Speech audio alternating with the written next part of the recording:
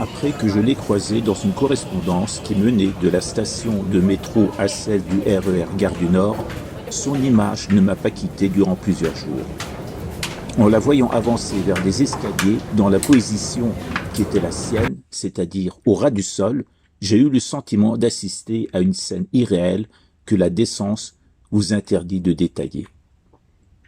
Comment cela était-il possible ? Comment une femme, telle que je l'ai découverte, pouvait se déplacer seule et sans assistance dans l'espace public ?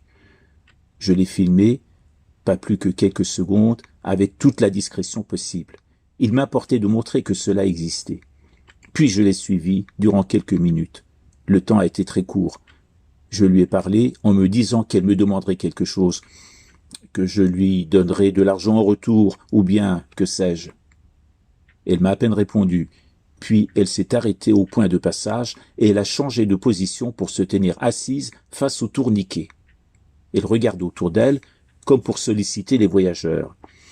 J'ai tout de suite compris. Je me suis précipité pour passer ma carte Navigo sur la borne pour lui permettre de passer la barrière.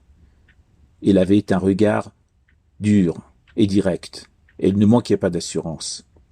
Rien dans ses gestes traduisant une quête de pitié. Elle est passée en position assise, sans un mot.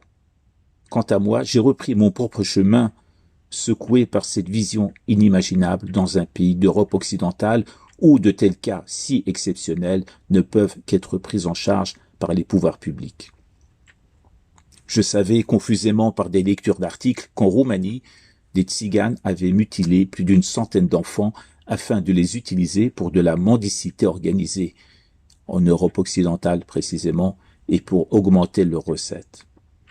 Mais était-il possible que la mutilation d'un corps puisse atteindre un tel degré qu'il en résulterait un être comme celui que je venais de découvrir? Dans tous les cas, je me demande ce qu'attendent les services sociaux ou hospitaliers français pour venir en aide à cette femme. C'est un crime que de laisser un être vivre un tel handicap et demeurer sans assistance.